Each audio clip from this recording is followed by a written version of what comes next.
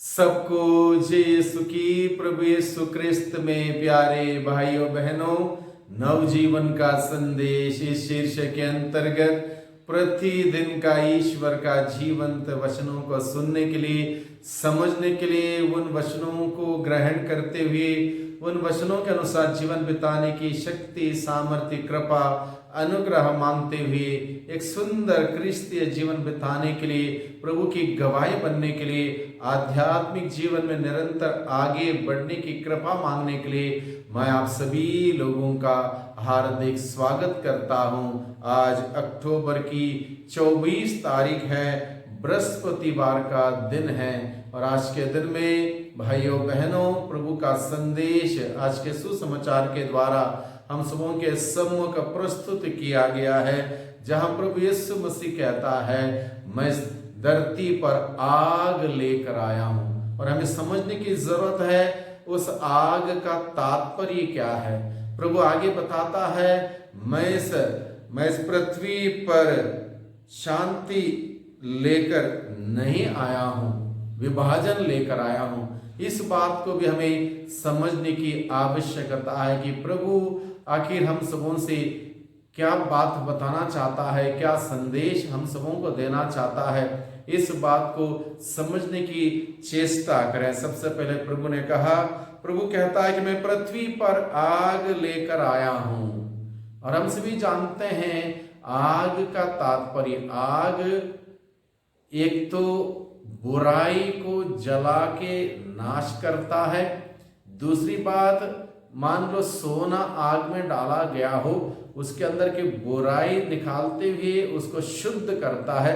शुद्धिकरण के लिए भी आग इस्तेमाल किए जा सकते हैं। यहाँ पर प्रभु का तात्पर्य है, आग का तात्पर्य शुद्धिकरण का। शुद्धिकरण यानी कि हमारे अंदर जो बुराई, बुरे सोच, बुरे विचार, बुरे कार्य, बुरे संगति, बुरी योजनाएं सब हमारे अंदर हैं और उसके बावजूद हम प्रभु के अनुयायी हम बोलते हैं अपने आप को, तो उस आग की बात प्रभु कहता है, जिस आग से हम सबों को शुद्धिकरण मिले।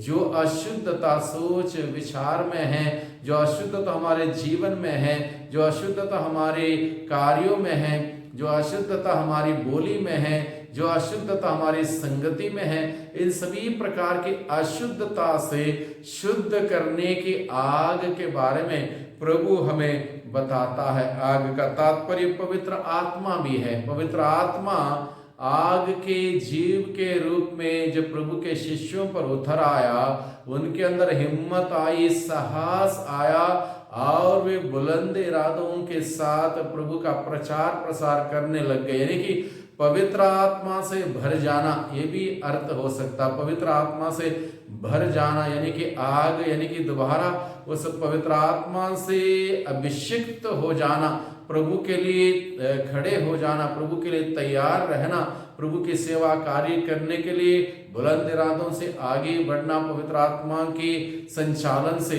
इसका अर्थ ये भी है। इसलिए जो पवित्र आत्मा से संचालित है वो प्रभु के हैं। जो पवित्र आत्मा से संचालित हैं वे प्रभु के हैं, और जो पवित्र आत्मा से संचालित नहीं है वो प्रभु के विरुद्ध हैं। इस प्रकार से जो पवित्र आत्मा के द्वारा संचालित होकर प्रभु के जीवन जीते हैं, प्रभु के रास्ते पर चलते हैं, वे और जो प्रभु के विरुद्ध चलते हैं, प्रभु के रास्ते पर नहीं चलते हैं, उन दोनों के बीच में विभाजन की बात प्रभु कहता है। यानी कि विभाजन इस प्रकार से, प्रभु के लोग एक तरफ, प्रभु के विरुद्ध के लोग एक तरफ, प्रभु के मार्ग में चलने वाले एक तरफ, प्रभु के मार्ग छोड़कर दुनिया के मार्ग में चलने वाले एक तरफ। यानी कि इस प्रकार से यहाँ पर विभाजन की बात प्रभु हम सबों को बताता है। मैं विभाजन लेकर आया हूं। अगर घर में 5 है, 3 2 के विरुद्ध, 2 3 के विरुद्ध, वहां पर विभाजित इसलिए होंगे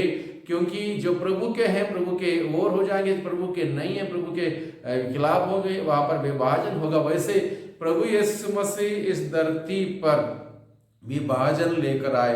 जब प्रभु यीशु मसीह इस धरती पर आए, प्रभु ने इतिहास का विभाजन किया। क्रिस्त पूर्व और क्रिस्त के बाद का इतिहास हुआ।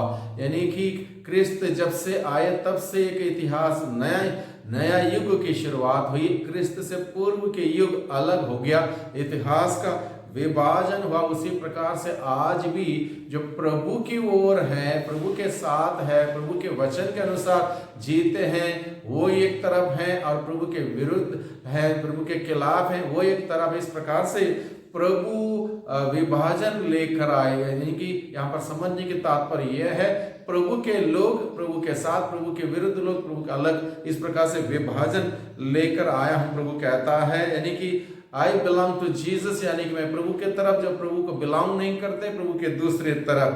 प्रभु के होने के नाते हमें दुख, कष्ट, पीड़ा, अपमान, निंदा, उपहास सब कुछ सहना होगा। जब प्रभु के होकर जिएंगे, वहां पर अलग अलग प्रकार के दुख, तकलीफ, पीड़ा, परेशानी, कष्ट हम सबों को झेलना होगा, सहना होगा। सहर्ष खुशी के साथ, आनंद के साथ उसको स्वीकार करना होगा, और इस प्रकार से प्रभु का अनुसरण करना होगा।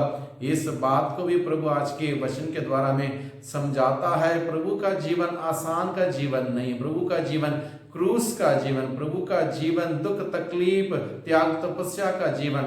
इसलिए इस बात को भी समझने की आवश्यकता, जो इन सभी बातों को समझते हुए प्रभु का अनुसरण करना चाहता है, और इन सभी बातों को समझते हुए जो प्रभु का अनुसरण नहीं करना चाहता, उन दोनों के बीच में वहां पर विभाजन अलग अलग प्रकार से प्रभु ने हम सबों को समझाया है। आज दुनिया को पवित्र आत्मा की आग की आवश्यकता, जिससे लोग पवित्रता से प्रभु के पास आए। आज दुनिया में पवित्र आत्मा की ताजा अभिषेक की आवश्यकता है। लोग अपना ही मनमाना आचरण करते हैं, स्वार्थ से जीते हैं, एक दूसरे के खिलाफ हो चुके हैं, प्रभु के मूल्य सिद्धांतों से हट चुके हैं। ऐसे परिवेश में जब प्रभु कहता मैं धरती पर आग लेकर आया, उस पवित्र आत्मा की आग हर एक व्यक्ति के लिए जरूरत है। हर व्यक्ति पर जब पवित्र आत्मा अधिकार लेगा, पवित्र आत्मा का अभिषेक होगा, निश्चित रूप से जो प्रभु के वचन के खिलाफ हैं, प्रभु की इच्छा के खिलाफ हैं, प्रभु की योजना के खिलाफ हैं, उन सारी बातें, सोच, विचार, आदतों से हम अलग हो जाएंगे।